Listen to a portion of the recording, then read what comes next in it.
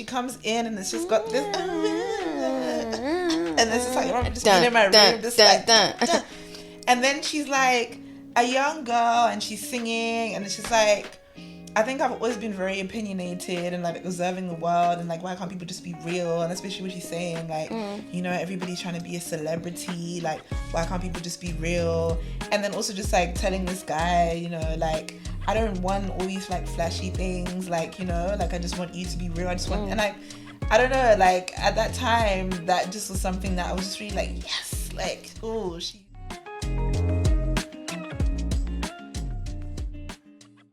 Hi, I'm your host Tandai, and welcome to Sountracks, the podcast where we share the personal connections we have with music and how these connections influence our experiences, our emotions, and our memories. Thank you for being here today, and thank you for trusting me with your time. So today, my guest is Charisse C. She is a DJ, kind of based here in London, but she does amapiano so well, and I think my story with discovering Charisse, I was on Instagram, which I you guys know, I'm there all the time. And I saw a video and she's talking about how she was going to play somewhere. And I was like, oh, this is a female DJ, like a black female DJ in the UK. Let's follow. And I discovered her music. I went to see her at, it was called Drumshed in London last year. And it was amazing. It was a vibe.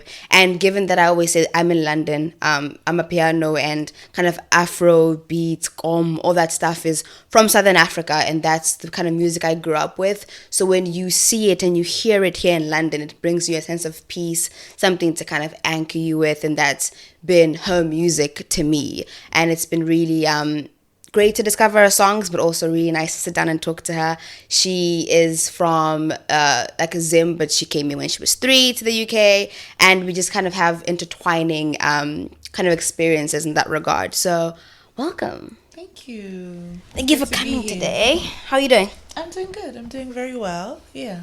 All right. So before we start with the first kind of bit of the podcast, you just released your EP. Was it yesterday? Yesterday, yeah. Evergreen. It's a 4-track EP, if I'm mistaken.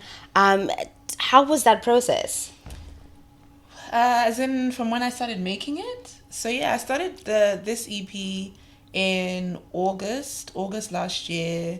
I started it with Kwamzi, who is the main producer and my engineer across the project, and I guess it was always going to happen because I've launched my own label as well. So this is the first release on my own label, Abantu.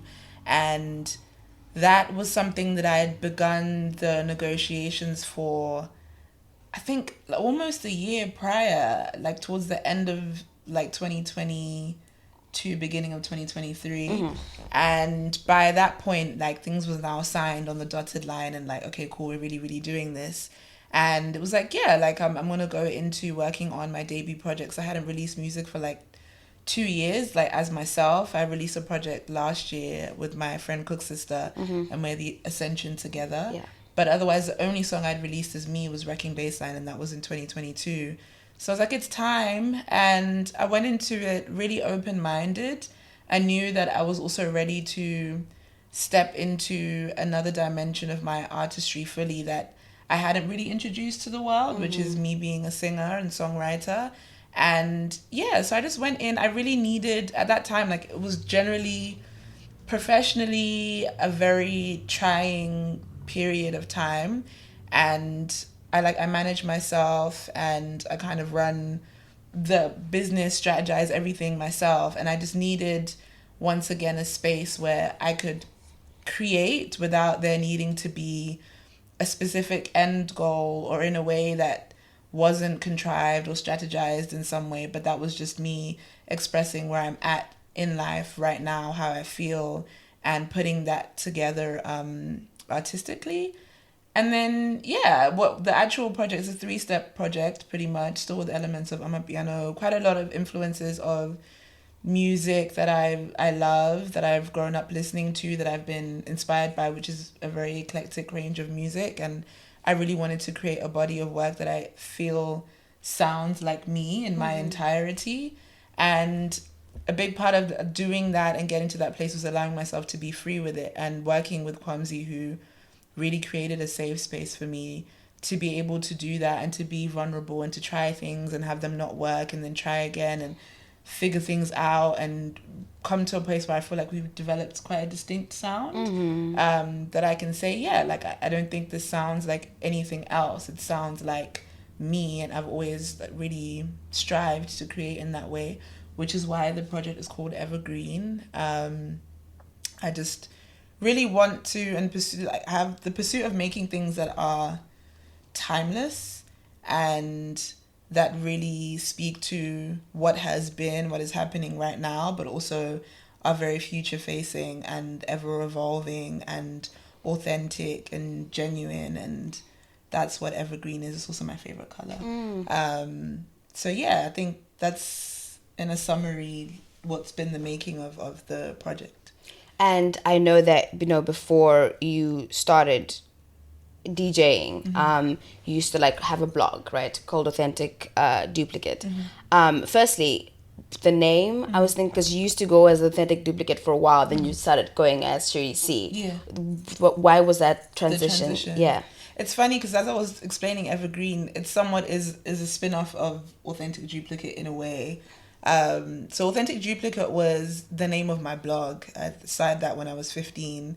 And it's a similar concept at the time when I was just thinking about, I was writing has always been my way of expressing myself. I find that if I can't make a sense of something in my mind, once I begin to write it down, I can piece things together in a way that makes sense to me, that I begin to understand and connect dots and find missing pieces and threads that otherwise I wouldn't have been able to. And so it's quite a cathartic process for me. But I was writing a lot about music and art, but in the context, like, I was using it as a vessel to communicate questioning my identity, society, what I'm observing happening around me in life.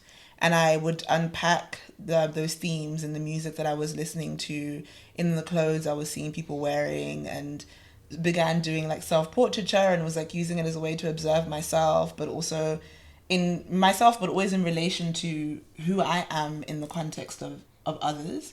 And so Authentic Duplicate was to say that as much as I am an individual and I strive to be as authentic as I can be and true to myself as I can be, that I am ultimately a product of my environment, and trying to make sense of what is my environment as a child in the diaspora, as a child that's moved around a lot, that has so many different experiences that have made up who I am.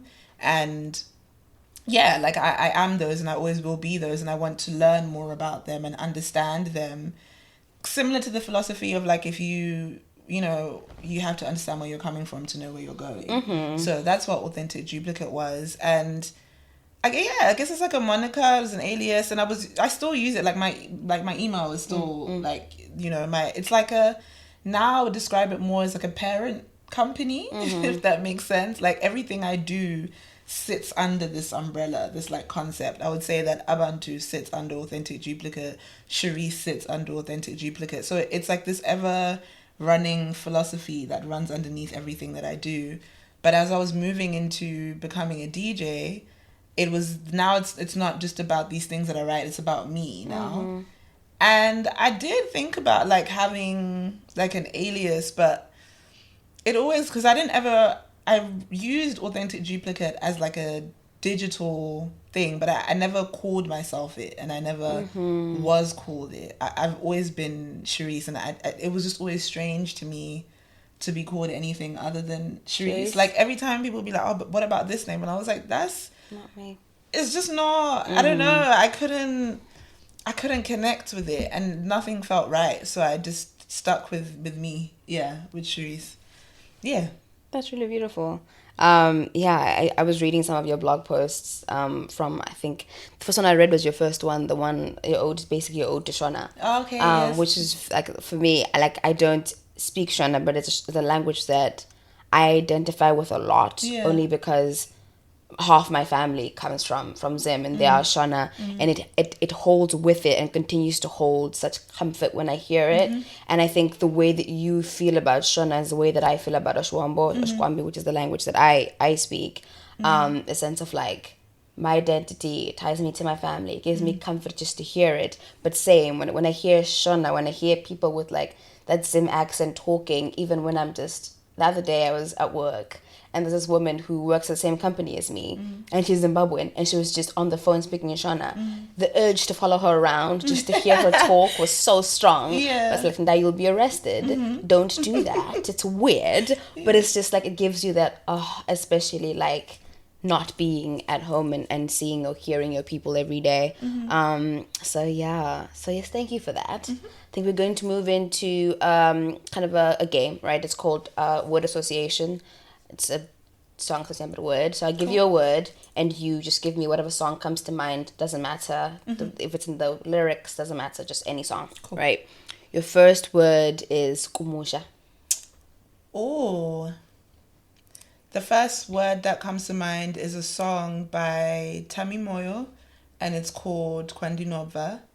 And the reason why is because at first I was introduced to that song by Shingai, actually, maybe like a couple years ago.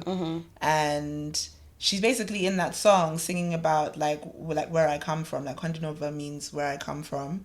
And yeah, like, but she's saying in the song, like, I don't live where I come from, but like this, like all the things that make her Zimbabwean, like she's like proclaiming them and like owning them, and basically I am who I am because of where I come from. Yeah, so that's the first song that comes to mind. Then your second word is family. Family. Popcorn. I think the song is called Silence. Yeah, where he basically says in the song, like, I love my family, but I don't trust all of them. You're not the first person to actually say that. Yeah? You're not the first person to come up with that. Yeah, that would be the song that comes to mind. And you like, trueness to that, or you just at that? To an extent. Yeah. Yeah, because I think it can be interpreted in many ways, like family in the kind of blood relative sense, but also the family that you choose. Like sometimes you really be loving people, but you're also just like, I don't agree with all aspects of your character, but your family, like, yeah. I think growing up in a big family, like my dad's side, both sides of my family are really, really big, right? So we have lots of family, and even the same way I think we curate the people we keep ourselves around. Sure. Is the same way we should do with family, and that's the way that I do it as well. Because just because they're family, it doesn't mean they want the good for you. They do. No. And it's really sad to kind of grow up and realize that people actually don't want nice things for your life. Yeah. And yeah, so I get it. Yeah. So Popcorn, he really said some real things in that song. Real. The last word is Abantu. Oh. Damn. What song comes to mind? I have two that instantly, because I'm trying not to think about it too much. Should be the first thing that comes to mind. It's two songs, and because Abantu is like my event, and I'm thinking about two of the key songs that have really marked me like in that space. I think Ipati by Shy. Yes, I'd say that, because there was a period when I was playing that in my sets, because I would do the Abantu event, but then I'd also curate diaspora dance. Southern Groove with No Signal, and with that event it would be curating the concept of the diaspora dance was to educate the current dance floor of the history of the music that we grew up like listening to. So he would do like a West African one, he did like a Francophone one, and then like he would ask each person to curate. So I curated the Southern Groove one, and we did two of them, and we would start like literally all the way from Kwaito to Mbira to Rom to gospel, like to like everything and anything in between, but like that sounds that we grew up on. And Ipati was just like at the core of a lot of my sets, that every time people would hear it, that would be associated with this feeling, like people would be jumping, like, and then I think people just began to really associate this space and these communities that I curate and with that song. Yeah. What's the second one? The second one is Sonini by Sunel Musician. again, yeah, just another one that I remember seeing him play at Vaal River Sundays in South Africa. And I literally cried in that set because the entire, like it's on a wine farm, a very, very big crowd of people.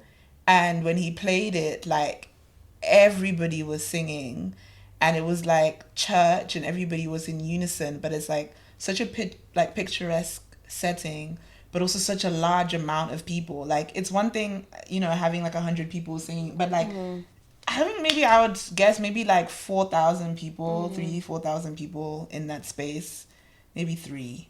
But like everybody was singing it and you could just see everyone's faces just like, and I was just like, oh, you know what I mean?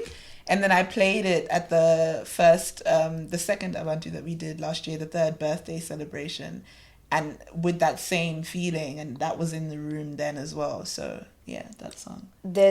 I don't know if people can relate, obviously people who go to concerts and stuff, but every time I go see like an Amapiano or like DJ and they're playing this set and everyone there is there for the same reason and we know the same kind of music and we sing along all at the same time, it's amazing. It's almost like you want to cry. I just sit there and I'm like just holding myself and I'm just like, shit, this feels really, really good. And feels so much like home. Speaking of which, I listened to your Boiler Room, the one in France, the other day. Great start, by the way. It starts really like we Return of them, and like you just did, so I just had to be like, I forgot that I did that. It's really, really good, by the way. It's one of those things that you just play over and over again. So the next part is we're going to go into Song of the Week, right? Okay. So my Song of the Week this week is Two Most Wanted by Beyonce and Miley Cyrus. Okay. So that's from the new Cowboy Carter album that came out the other day. I heard the whole album like one time and I was like, okay, cool, it's cool. And then I just the same thing I did with the Renaissance. When I first heard it, just the first run through, I was like, okay. Right. And then the second one is when things started to hit, right? So yesterday I was at work and I just kept singing the lyrics to Most Wanted, and then I started thinking about my sisters and I started to cry. My sisters and my friends, like my really close sisters, started to cry because it's very much a song of like ride or die. That's basically what's going on in the song. Like I'll be your shotgun driver, like till the day I die. Like I'm your ride or die. This me and you together. I'll do whatever you want me to do. Yeah, like we're this, and it just made me feel so emotional, but like in a very like grateful way. Right. Like super grateful for the people that I have that I can lean on and just like. Yeah, that's my Song of the Week. I love that. I haven't heard the album. So, yeah. It has some really good tracks. Yeah. Like, it's... And when you think of it with context as to what she's trying to do, the whole entire thing just makes the senses. So, yeah. My Song of the Week is Joe, End of Beginning, which... It's funny because I was just singing it to myself. And sometimes if I'm, like, watching a film... or like a series and I hear a song that I like, I'll just add it to my library to tell myself to listen to it later. And so I'd heard this song on somebody's story and I was like triggered. I was like, wait, I heard this in something, I recently added it. So I searched it and I was like, oh, I already have this in my library. And I thought that I'd heard it when I watched One Day on Netflix because it was a really, really great show. But I think it's like a TikTok trend right now. But it's like kind of like an indie alt rock type of vibe.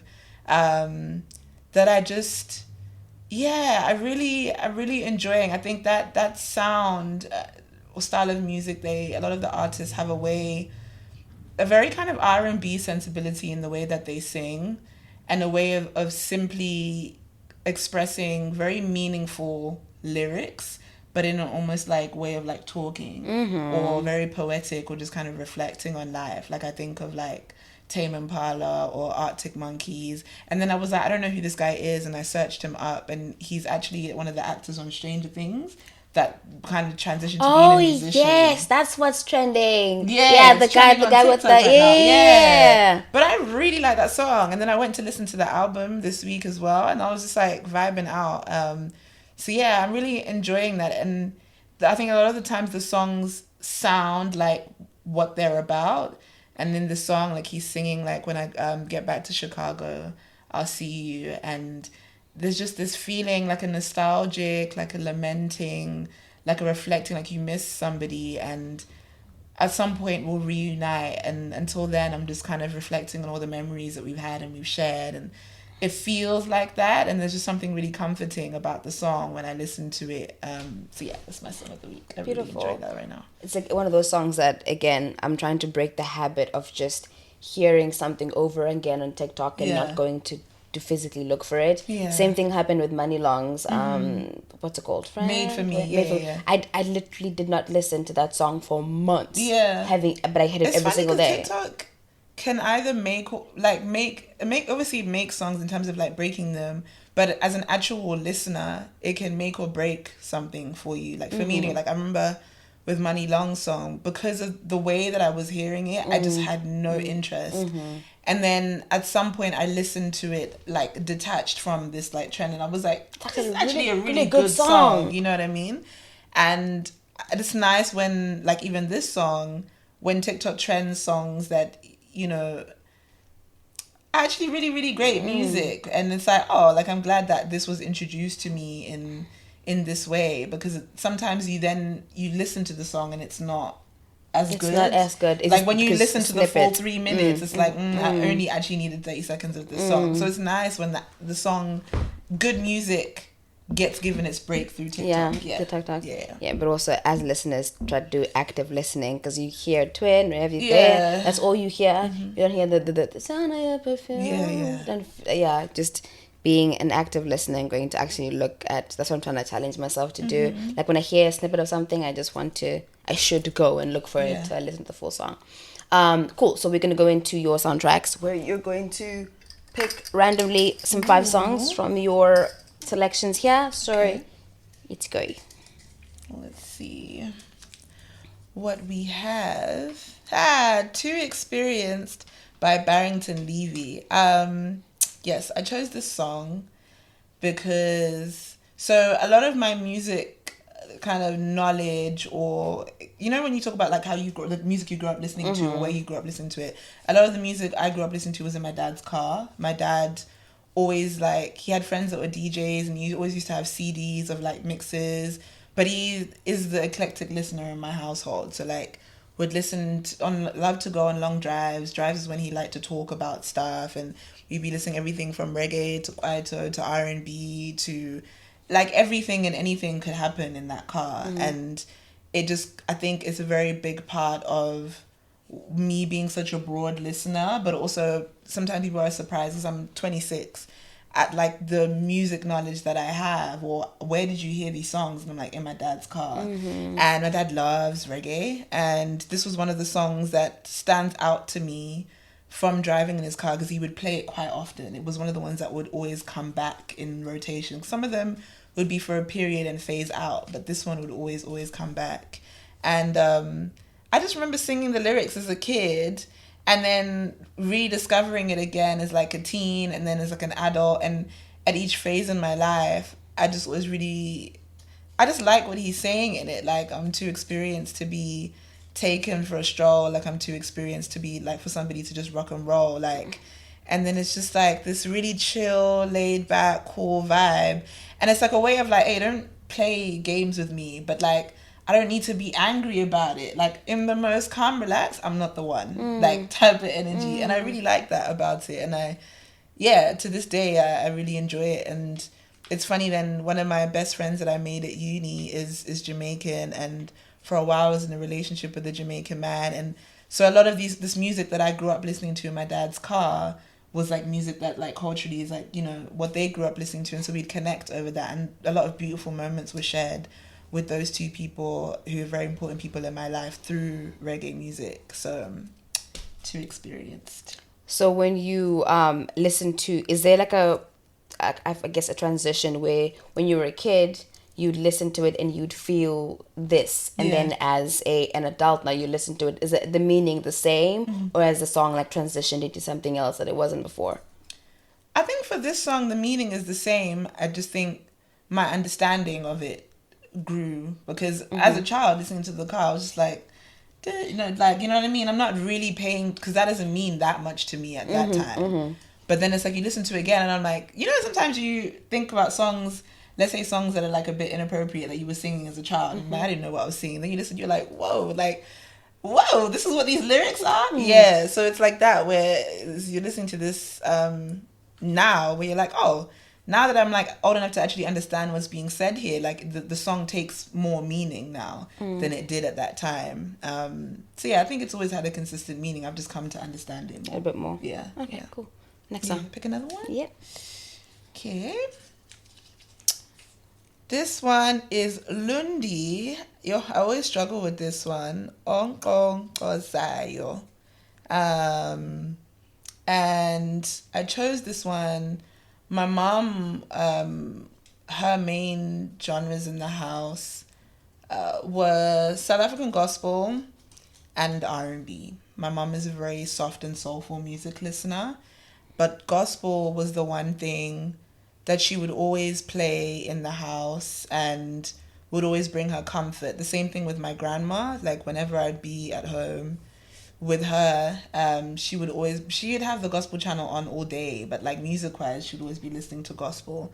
And I think the older that I got, that I would listen to, like, especially Lundi, like when I was looking for comfort, I would play the songs that my mom would play when she also wanted comfort. So that's one artist that both of them have in common. And it's funny because, and then I realized when I think, so we were talking earlier about like, as you get older, like conversations that we never really had growing up around identity. And that when I started asking more questions and kind of discovering more, and how much of like South African music and culture was just kind of present in my house, but I didn't necessarily have context for it. And then later speaking to my mom, and it's like, okay, like her maiden name is Manyoba, like her grandfather moved from South Africa to Zimbabwe, and okay, my grandma is Zulu, and I'm like, oh, okay, she what's it called, he married a Ndebele woman, like all of these things where you start to make sense of, we didn't speak Ndebele in the house, we didn't speak Zulu in the house, we mostly spoke Shona or English. And so I would always hear my mom playing these songs, but I couldn't understand the language because we didn't speak it. And I only had very basic understandings of Zulu and Ndebele, like with small things that she would say, like Mtanami or Asam, but it would be basic, do you know what I mean? Otherwise we'd be speaking English or Shona. So as I've gotten older and really actively learning, that now I can hear the music and understand what's being said, and so I understand why it was comforting her, or what she was listening to, what she was saying. And so there's even more of an attachment that I grow to it. And like, I don't see my grandma often here in the UK, so music is one of the ways that I feel like I can stay like connected to her. So yeah, I chose Lundi because comfort, definitely an artist that brings me a lot of comfort. Hearing you say that, for a few years, my mom had moved from living with us in Ongwediva. She went to Windhoek because she got a post there. So she left us with our dad at home, and she would come back like every 2 weekends. She would travel on Friday and get home, and then go back to Windhoek on Sunday. And one of the things that she said she used to do was listen to Rebecca Malope, right? And then I can just like see her, and if leaving us was so difficult for her, then I don't cry. Fucking hell. It was so hard for her that like she would sing that, like, you know, and it would like give her. Next song, Charisse. Fucking hell, next song. Let me choose another one. God. She can cry. Oh my God. Baby It's You by Jojo. I chose this song because this was one of the first CDs I remember buying for myself, and I really loved Jojo. Like, I can't remember what year this was, but I would have been in my early teens, and I just loved the song. Like, you'll start to pick up that, like, I'm a Leo, so there's always this kind of attitude that I've always had. And first of all, like, she comes in and it's just got this And this is like, I'm just being in my room, just like, dun. And then she's like a young girl and she's singing, and it's just like, I think I've always been very opinionated and like observing the world, and like, why can't people just be real? And especially what she's saying, like, you know, everybody's trying to be a celebrity, like, why can't people just be real? And then also just like telling this guy, you know, like, I don't want all these like flashy things, like, you know, like, I just want you to be real. I just want, and like, I don't know, like at that time, that just was something that I was just really like, yes, like, oh, she's really speaking some things. And I used to have it on repeat and just sing it to myself over and over again. As I get older now, I'm like, hey man, like, what you talking about? We don't have to go nowhere. We don't have to do anything. Like, it's just you. And I'm like, no, we can do some things. But I did like the sentiment of it. I'm also a lover girl. I always have been a lover girl. So just the idea of like, basically what she's saying is like, I just want my person that is like, it doesn't matter about all the material things and all these other things. Like, I just want things that are meaningful and real. And I think I still stand with that sentiment. But yeah, I just loved that song as a kid. It's such a great song. I think I heard that song. I'm trying to say maybe I feel SABC One. I don't know why I feel SABC. Could also be Channel O, but it feels very SABC One-esque to me. So I remember seeing the music video, and it was always one of those things where like it seems like the person is very close to your age or closest to your age, and you're like, shit, you're doing the thing, and it's just like, yeah, it was. And she had a really good run at that time. Like, there was the one with Bow Wow as well. It's not even coming to my mind. But she was just on a roll. Wasn't it this one though? Wasn't it a remix with Bow Wow? Yes. 5, 4, 3, 2, 1. Yeah. It was a remix. Because I was listening to your submissions in the park today, and Bow Wow's verse came to my mind, and I was like, no, it's definitely it's You're this right. one. They did remix this one. Yeah. He comes in like 5, 4, 3, 2, 1. Then he goes. The days of Bow Wow. No, great song. Great song. Should I pick another one? Yeah, next song. Okay. What's this one? Oh, this one is My Day by Leonard Mapfumo, XQ, and Kelly. Yep.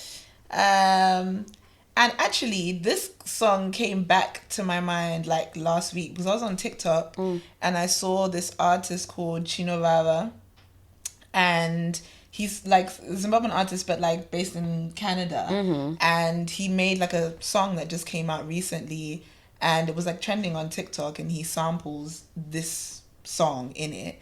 And I just really like, when I heard the sample, I was like, wait, I know that song. And it just like took me back to like being young and being in front of the radio with my cousins. And like every time, I had this one particular aunt who would always host like the kind of like hall party-esque things, but house parties at her house. So like birthdays, things like that.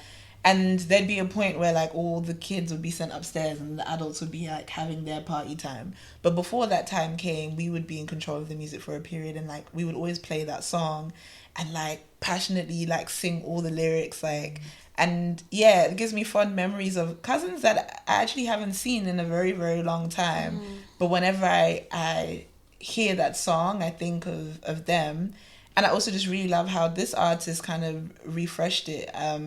I think Zimbabwean music generally needs more, like generally speaking, just like innovation and bringing new current things that are happening right now sonically, and just speaking to where we are today. I think a lot of times things feel very stuck in the past or stagnant. And so it's nice to see a song that I feel like at the time was very kind of fresh, and a really great era for like urban grooves come back now, and it's this really sexy Afrobeat dance hall-y like type of song, and he's like serenading this girl, and yeah, that's where that one came in. I was on TikTok the other day, and I discovered this artist, Zim guy, K-Flow. He's like a Zim rapper. And his one song, I'm going to butcher this so badly, Mfana Wapa Jecha, I think is the name of the song. Yeah. It's really, really good. Like, Yeah. for me, who doesn't understand what he's saying, Yeah. I went to Taku, I went to my dad. I was like, what is this man saying? Because I feel it. Yeah. And it's just about basically the struggle of like living in Zim as a young man in this day and age. And it's just, I think for me, it brings that freshness to like Zim music scene that we don't always see. Like, we're very like, for me, I have nostalgia and I'm stuck in my Abantu Kudzi and my Leonards, and that's fine because that's what I grew up with. That's what my dad loves. But it's like also taking the journey to discover like new and fresh music as to like what's happening in the music scene right now in Zim. I'm actively trying to look for songs like that. Yeah, I'll send it to you. It's a good one. Should I pick another one? Yeah. This one, all the way down by Kelela. First of all, I just love Kelela so much. She's one of my favorite artists ever, and someone who I feel like has really inspired me in the music that she makes, but also in her approach to it, and just a lot of her politics and the intention that goes into the music that she makes, but also the worlds that she's built as an artist. I've just really, really loved her way. Like, comes from such an R&B sensibility, but really immersed in the electronic world, and has a way of making worlds that should otherwise not make sense together. Be harmonious. And I've always loved crossovers of things that shouldn't happen but work. I think they just speak to, I feel like, who I am as a person. But this song in particular, I remember I was in uni, and it's from her hallucinogenic EP, and there was like Converse did this like competition thing. I can't remember what they were launching, but it was like you sign up and you could win tickets to go see her. She was playing at the 100 Club in Oxford Circus. And so I just like randomly saw it and then like put my name in like the thing. And then like the day came, and the morning, afternoon, I kept checking, like nothing had come through. Like they'll email you if you're successful. Then the thing I think was like starting at like 6, and we got an email maybe like an hour or two before. And I remember like coming back from uni, like rushing to get ready. I was like, oh my God, I'm going to go see Kelela. And I'm like getting to see her for free, because like uni things were tight budget wise. And I was just like, I need to make it now. So I remember running, getting ready, rushing, because it was like first come, first serve at the door. And then getting there, and like 2 of my other friends had also gotten it, and we literally bumped into each other at the place, like we're screaming outside, like, oh my God, we all got it. And then going inside, and I'd heard of the 100 Club, but I'd never been inside there. And it was just such like for Charisse at that time, that was just like a wide-eyed, dreamy experience. Like the way it happened was just so serendipitous. And then getting to listen to her, like watch her perform this music that I'd been listening to so much, because I think Kelela, what I also really love about her, and she's very much immersed in club culture and DJ culture in the way that she remixes her song. And so a lot of the people that she has collaborated with are DJs who I've then gone on to watch and observe their journeys, who are completely outside of the music that I play, but have very much influenced my approach to music and to DJing. Like people like Bok, Total Freedom, Kingdom. Like there's just so many producers and DJs that she collaborated with that were just so cutting edge at that time, and doing this like world building thing that I feel like is a really big part of the way that I go about music. For sure. You're like the third person who spoke about Kelela. I need to sit down and properly like discover. Please. As someone who wants to get into Kelela, what song do you think I should start with? Oh,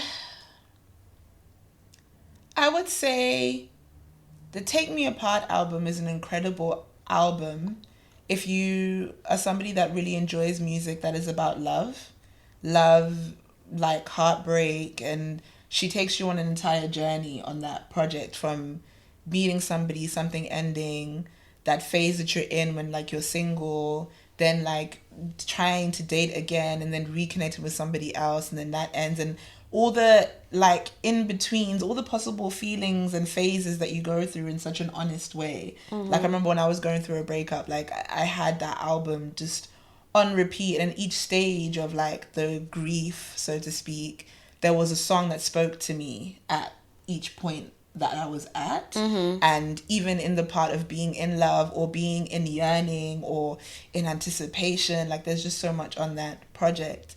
And then I'd say if you want a lighter listen, the hallucinogenic project is really great because it's just a sexy, dark, ethereal, very electronic project, and it's like 4 songs. And yeah, I think would definitely be the genesis of Kelela. So I would say, yeah, pick your choice between those two, depending on what type of mood you feel like going down. Yeah. Alright, cool. They have one last song, I think. Okay. Wait, there's 2 more. Oh, 2. Which one? I'll choose this one. Oh, Manatempolai, Casper in Your Vest. I picked the song because December 2018 was the first December that I went to South Africa by myself as an adult. Previously, like, the idea of going home was something that was always done with my parents, and which meant that most of the time you're just going and like visiting family, like you're doing the rounds. I never really got to experience it for myself or like go out or make friends. Like that's the same for Zim as well. Like, and so I remember then just like being like, you know what, like I want to go, like, and so I bought my own ticket and like told my parents that I was like going by myself and I was gonna go stay with my sister. Shout out to Ruby. And then we just had like a December that I will remember for the rest of my life. Like, and we hadn't, she grew up in South Africa, I grew up here. So we connected online, but that was the longest stretch of time we'd ever spent together. In person. And I went at that time for 6 weeks. And we were getting to know each other, but then also just like out living life. Like we went to Cape Town, we were up and down, we were outside. Like the time we went to Cape Town, we were like crashing in her uni res room and then like going out and doing whatever. So, and this was one of the main songs that was like circulating that December. And I just, it was the soundtrack of December for me. And every time I hear that song, like it just takes me back. And there's such an awakening that I had as a woman also when I was there, because I think growing up here, there's so many things that like even the body that you're in, and I grew up like in Reading, which is a bit of a smaller town than like London, where in my primary school I was like one of a handful of like black people. My secondary school was a lot more multicultural, but like you then arrive at a place where everybody looks like me and my body is the body type here. And I'm like, okay, I'm kind of cute or whatever, you know what I'm saying? I get you. Yeah, and there was just this like awakening that I had of embracing elements of myself that had always been insecurities, that had always been things that I felt like took up too much space. And feeling like here, like there is no such thing as too much space because I am where I belong. The space is made for you. The space is made for me. And I just had a whale of a time. And like I was also on a break from a relationship at that point. Like, yeah, and it means joy kill me. That's what the song means. And it's just less stress, more champagne. Like that was really the vibe of the whole time. Like, I'm going to have fun until I can't have fun anymore. Yeah. Till the fun has had me. Until it's had me. Yeah. No, I get that. So I chose that song. December is December, dog. Yeah. Like, yeah. It is what it is, because it's always like one of those things where you try to explain December to someone who's not from like Southern Africa. I know like the Nigerians and the like on top there, they have like, you know, Dirty December. The December, but like December down here, it's just the whole thing. Like it's being with my cousins, it's being with my sisters. It's like, it's swimming, it's drinking, it's games, it's just a vibe, and it's just a good time just to basically like responsibilities be gone. You know what I mean? Just a great old time. It's nothing like it. Like for the longest time, when I this was my last December, was my first December home since I moved to the UK, and every single December before that I'd be like, yeah, Takwin, I would have Christmas and we'll try to like make it our own little thing. But I'd always get so sad. Like so sad. So much so that Taku's like, yeah, bro, you need to go home. Like, this is just not the vibe. Yeah. And then I got to go home, and it was just, I understood that this is what I was missing. And for my own mental health, I should not be in this country in December. It doesn't make sense. My heart knows that it's weird. Yeah. I have never done it, and therefore, like, having a long stint of just going home in June, July, and not going home in December is just not a vibe. So, home, December. For sure. I'm heading. Yeah. That's the direction. I'll also be there. Yeah, no, for sure. Should I do the last one? Yes, do the last one. The last one is Into Yami by Ringo Madlingozi. And I chose this song because it makes me think of my mom also. This was this song. My mom is also a lover girl. She loves anything that's soulful and about love or about God. And this was one of the songs that if you play it for her at a party, if you want her to stand up, you play this song. And it's just a sexy song. And it's like a song that the mothers love, to be fair. Like all the aunties and the moms, like they'll just be there. Like Ringo is like their Chris Brown. Like, really? You know what I mean? Like he's their Usher.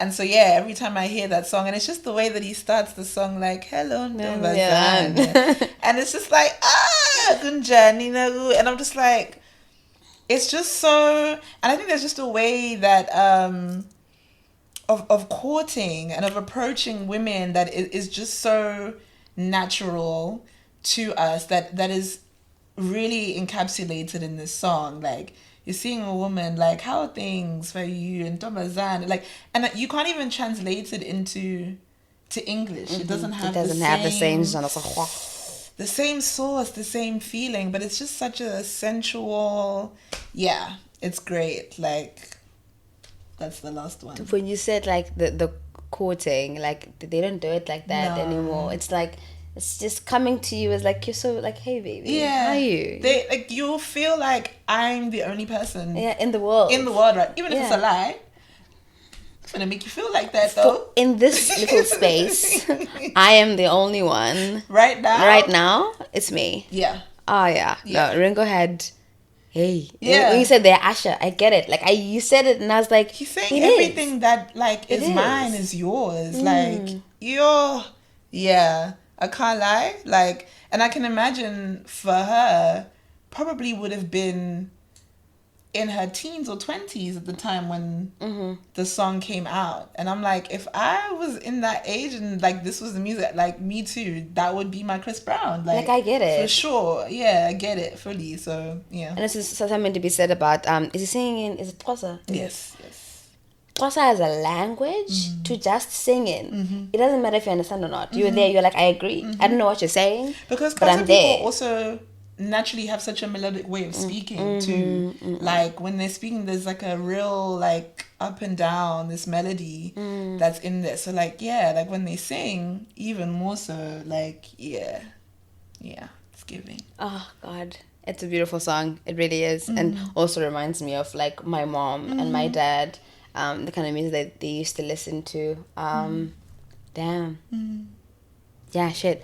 I think we're done with your songs. That's all shit. That was great. Thank you. Thank you. Okay, the last part is just a few music questions, right? The first answer that comes to your head, go about it, right? First question, super easy. What's your go-to shower song? Oh. Do you know what I'm going to say? I'm going to say, so when I was younger, I always used to, like, my family knew me for being the one that used to sing in the shower. So when I say I always used to sing, I really always used to sing. And my dad used to make fun of me because every time I would go in the shower, like, that was my moment. Like, this is my concert. Do not disturb me. The water's running. It's hot, steamy in here. And so my auntie always used to call me like, yo, here comes Erykah Badu again. At that time, I actually didn't know who Erykah Badu was. And she used to say it all the time, and I never got the reference. And I was like, and then I'm like, who is that? And she's like, Erykah Badu. So I'm like, Erykah Badu. I had to go search Erykah Badu. And then I was like, oh, Erykah Badu. So I feel like because of that, I'm going to say an Erykah Badu song. And which one will I choose? there's like so many that are running through my head right now. Let's say On and On. Yeah, let's say on and On, just for... It's such a, like, that song, like, it's one of those... Yeah. She was in her bag when she did On and On. Oh, Damn. like, yeah. Cooked. Shout out to you, Erica. Next question. What is given in the DJ space right now? Like, what is a DJ you think people should look out for? Or who is, rather? Or who is a DJ that people should look out for? Rosie Gold. She's really, really great and really passionate and such, has an incredible work ethic. And I enjoy the way she plays because, similar to me, kind of follows this journey through genres and has a really nice way of like telling stories and creating threads and using acapellas, and really has really worked on her technical ability, and it really shows. Like, she plays with such like a prowess. And so I definitely say Rosie Gold, and I think she's about to have a really incredible year. There's a young DJ who I feel like I'm definitely like a big sister to him. We've grown up together. I've known him since he was really, really young. But I feel somewhat like a bit of a mentor to him too, and that's DJ Teeks. He's really, really great. Also really, really passionate, and has, again, a very unique way of playing. Who else can I say that people should look out for? Duo plays more on the kind of Afro house, Afro tech soundscape, and I think has a really unique standpoint within this. I'm going to stick to people that are within, I guess, the genres that I play or adjacent to. Yeah, I think she's really, really great, and also technically really amazing. Her selection is always really great. Like, I get put onto a lot of music through her sets, and she's just got this like groove, like just very bouncy, groovy, like you're just bopping like throughout her sets. Like, you can imagine her like just smashing it at like a huge like outdoor festival type of thing. And she's got her own event called Seeing Double and a song that she just released too, that is really, really great. Yeah, there's so many DJs. Yeah. Okay. Yeah. The next question is, what is a song that makes you feel so grateful to be alive? That's a hard one. That's a really, really hard question. What is a song that makes me feel grateful to be alive? For the sake of time, I'm going to choose one that I know I've been listening to right now, that I've listened to often, that gives me such a hopeful feeling and just really speaks to that point where you feel like you're on the cusp of something. You know, when you're chasing your dreams and have been hustling and grinding and overcoming and just like going and going and going. But it's like there's these moments along the way that are the moments that like when you feel like you want to stop, just give you that like, no, push. keep going. And those moments, the moments where things feel like tingly, they feel serendipitous, there's like an omen that you're giving or a bit of light that is like shone when you're feeling like things are getting a bit dark, and it feels like the stars are aligning. And that's 111 by Shea Universe. I really, really love that song. Beautiful song. And she just delivers it so beautifully. And yeah, like when I listen to that song, I just feel like, you know what? Like, I'm exactly where I'm supposed to be, and everything, it will be exactly as it's supposed to be. And these dreams, like, I can see them, I can feel them, like, I know that I'm close, and like, I just, yeah, keep going. And that, I think, that feeling when I'm in that space feels very close, like, to being, the feeling of being alive, of being human, of like, my purpose on this earth is for this thing. that I do and this thing that I love. And when the purpose aligns in that way, whether it's like through the way that you connect with others in a moment, like it could be what somebody says or how they relate to something that you do, or being at my event and watching people experience it, where it's just like this visceral feeling of like, this is why I'm here, like this is why I do what I do. And like, yeah, it's supposed to be, it's divine. So 111. That was very beautiful, by the way. The way you explained that is very beautiful. What is a song that reminds you of your first romance? Oh, a song that reminds me of my first romance. Wow. I want to think of maybe something that we had in common that we would listen to together, or just what I would listen to. Phew. You know what? I think I'll go with All the Way Down. Kelela, that we spoke about earlier.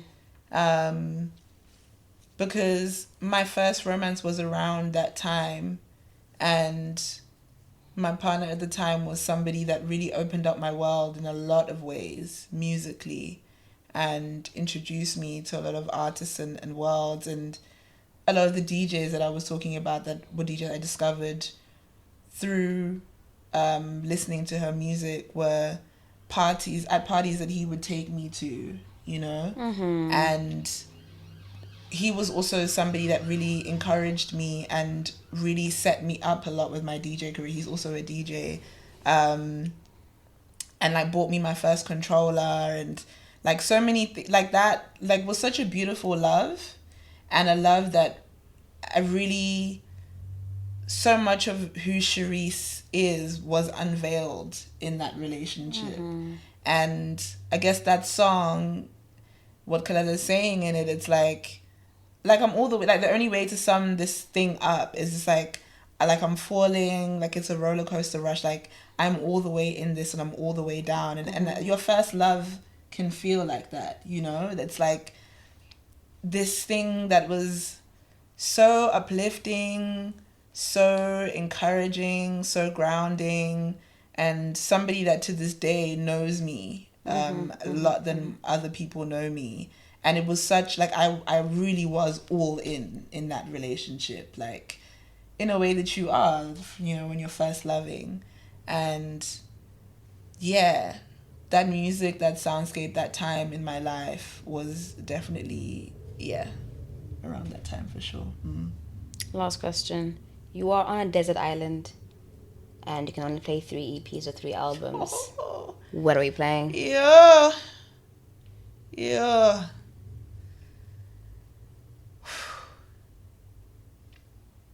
Take Me Apart, Kelela.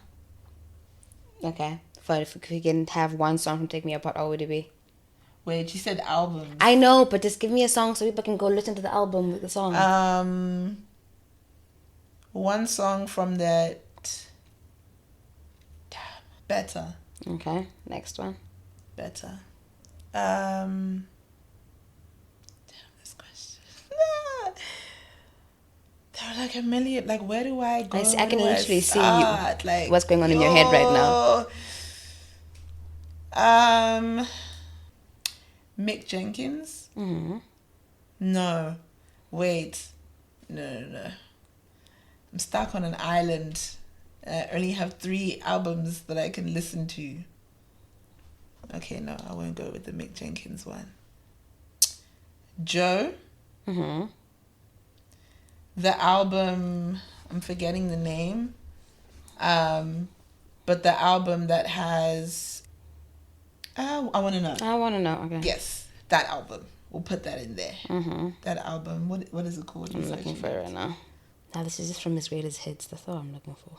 There's a compilation album with all this. Yeah, we'll find it. Yeah, okay, cool. We can go with that. Let's go with the greatest hits compilation album. Okay. That was one of the ones that my dad had that he played all the time in his car. Let's go with that one. And then I think I need something that's like just dance. Because I'm on this island. Like, I've got something that's meaningful to me. Got something that's soulful and like, you know what I mean? But also has a bit of like a hip-hop sensibility, da-da-da. But I need something that's just like, I think I have to choose an Amapiano album. Yeah, because I can't be on this island without Amapiano. Mm-hmm. So, which Amapiano album do I choose? I feel like it has to be a Scorpion Kings album. And I think it has to be the one... What is it called? The one with the pink cover that has something Soweto. I'm a Dombazane. I'm a DM. It's called Scorpion Kings, that one. Yeah. This one was. Yes. Yeah, let's go with that one. Yeah, that's three. And yeah, what song on that one would you... I'm a Dombazane. Wait. Yeah. Let's go with that. Okay, cool. That was a hard one. That was hard, and I'm not happy with my choices. I want people to know I made this under duress. They were a rash decision.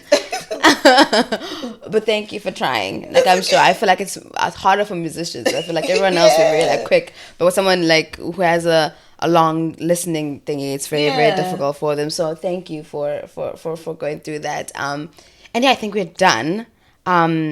Yeah, where can people find you? I am Charisse C everywhere. CHARISSEC. Pretty much on everything. If you search that, you'll find me. And please go and stream Evergreen. Yes. Morning Sun is my walking song. Yes. I fucked up my knee running the other day, so I can only walk. So that like it's very good for the running and the walking. But especially in the season that we're coming into. Spring is springing. Therefore, the sun is coming in the morning, you know? Yes. 1 + 1 is 2, guys. So, yes, please go and stream Evergreen and follow Charisse on all her social medias. Yeah, please like, subscribe, comment, all that good stuff. Let me know that you're listening and that we are all here building this community, reflecting on the music that we love and kind of just using this as a space to really sit down and reflect on our memories and those that we have with music. If you have any soundtrack stories that you want to send through, the link will be in the show notes, or just come onto Instagram and talk to me. I'm there all the time. But yes, thank you so much. I've been Tendai. I've been Charisse C. And this has been Sountracks. Thank you so much, guys. Yay!